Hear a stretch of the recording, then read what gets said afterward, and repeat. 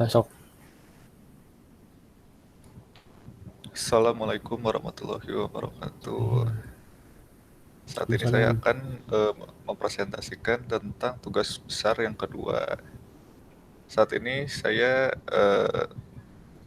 berkelompok dengan Nur Fuad Azizi dan saya sendiri, Brabantia Purbaya. Pertama, pertama saya akan menjelaskan pertama adalah saya.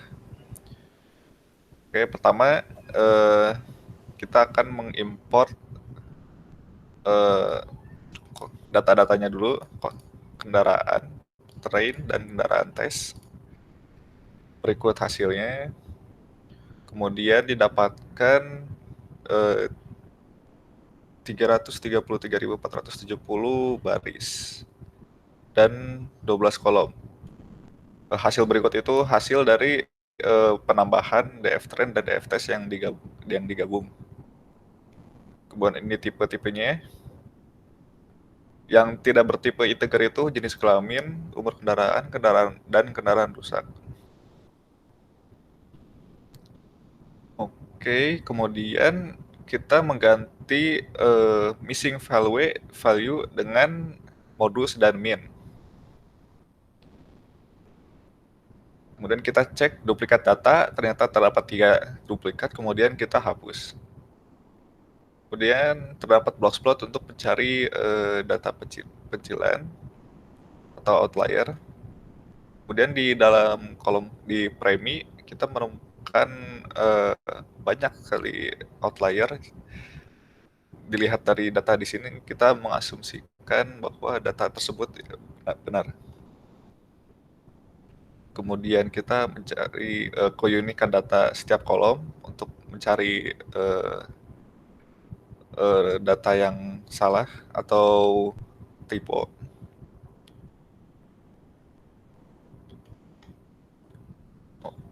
Oke, kemudian kita mengganti data yang belum integer menjadi integer. Pertama mengganti kolom jenis kelamin, pria menjadi 0 dan perempuan menjadi 1. Kemudian kolom umur kendaraan. Kemudian kolom kendaraan rusak, pernah menjadi 1, tidak menjadi 0. Dan hasilnya menjadi seperti berikut. Kemudian kita pisahkan kolom tertarik atau labelnya, kemudian di drop, dan kita juga kolom drop ID. Hasilnya seperti berikut. Kemudian kita berikut korelasi antar kolomnya. Nah, kemudian untuk memasuki pemodelan, kita menggunakan Escalar sebagai library untuk pemodelan. Kita menggunakan KNN. Di sini kita mendapatkan DF train, DF test, dan label train, dan label test dari data sebelumnya. Kemudian didapatkan data training dan label trainingnya. Di sini kita menggunakan N sama dengan 5. Kemudian kan dengan KNN model dan kemudian dengan ini menggunakan DF train dan label train, kita mendapatkan KNN model, dan kemudian KNN-nya KNN model tersebut diprediksi menggunakan DF test ini diprediksi dengan model ini. Berikutnya evaluasi dan eksperimen akan dijelaskan oleh teman saya Fuad.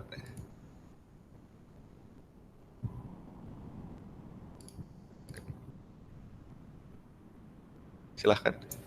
Oke, udah kelihatan? Oke, bentar.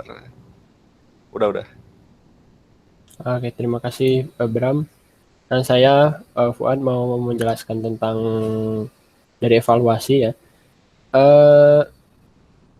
Jadi di sini setelah kita mendapatkan hasil pemodelan dan juga hasil prediksi label gitu dengan pemodelan tersebut, kita hitung akurasi gitu. Cara menghitung cara menentukan evaluasi kami menggunakan akurasi. Dari sini didapat dengan pemodelan dan parameter demikian yang tadi sudah dijelaskan di sini, dan di sini 5 neighbor-nya dapat 0,85.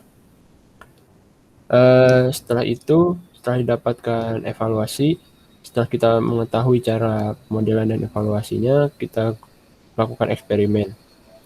Nah, di sini kami menyadari kalau dari akurasi sebenarnya masih bisa ditingkatkan gitu. Nah, setelah dicoba-coba, ternyata yang paling berpengaruh untuk mengubah hasil dari akurasi adalah mengganti jumlah neighbor dan juga random state gitu. Jadi jumlah neighbor ini kita tuliskan sebagai n neighbor ya. Sebagai n neighbor itu jadi banyaknya tetangga yang akan dijadikan sebagai pemodelan, dan kalau random state ini sebenarnya seed acak yang digunakan untuk cara split data. Nah, pada algoritma di eksperimen ini sebenarnya hanya melakukan iterasi. Kita melakukan iterasi dari jumlah neighbor 5 sampai 15. Alasannya karena dari 5 itu biasanya itu angka yang ideal untuk sebuah neighbor dan juga bagus gitu untuk ditentukan. Dan hasil akhirnya 15. Kita mengambil dari ini hanya 10 perbedaannya 10 neighbor gitu, bagaimana. Nah, kita lakukan iterasi tersebut, kita gunakan apakah 5, apakah 6, 7, 8, dan seterusnya, mana yang lebih bagus gitu. Lalu di sini juga ada perulangan untuk mengetahui random state mana yang paling bagus digunakan pada train test split data di sini. Di sini ya, random state. Oke, setelah itu kita lakukan seperti pemodelan dan evaluasi, dimodelkan dan diprediksi. Lalu evaluasinya kita hitung dan simpan di akurasi. Di akurasi ini nantinya kita akan mengetahui mana yang memiliki akurasi terbesar. Oke, setelah simpan dan kita tahu dari akurasi jumlah neighbor dan juga random state-nya, kita lihat menggunakan plot graph supaya lebih dimudahkan. Jadi di sini dari paling sedikit ini terlihat akurasinya lebih sedikit, dan ketika naik puncaknya dari 12, ketika maju lagi dia menurun lagi. Nah, dengan begitu kami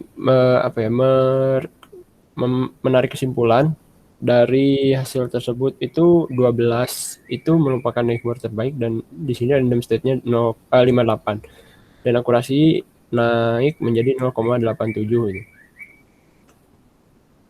Nah, sesuai dengan formulasi masalah. Jadi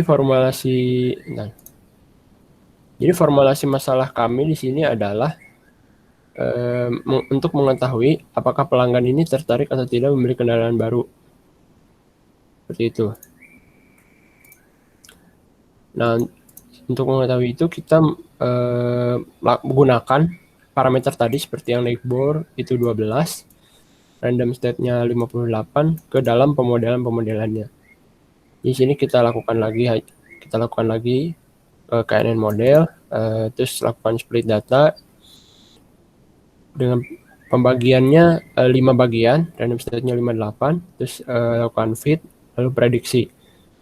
Setelah diprediksi, kita masukkan hasil label prediksi tersebut, yaitu kolom tertarik, ke dalam data yang kita tes itu, dalam data yang kita tes di sini. Dan didapatkan hasilnya itu jadi seperti ini ya. Di sini kan data pelanggan, lalu di sini prediksi tertarik atau tidak tertarik. Oke. Nah, dengan hasil kesimpulan seperti itu, kita didapatkan dari parameter itu kita bisa menentukan pelanggan itu mau tertarik atau tidak membeli kendaraan baru. Oke. Oke, mungkin seperti itu presentasi dari kelompok kami. Mohon maaf jika ada kesalahan. Assalamualaikum warahmatullahi wabarakatuh. Waalaikumsalam. Stop. Aduh, udah ya. Stop recording.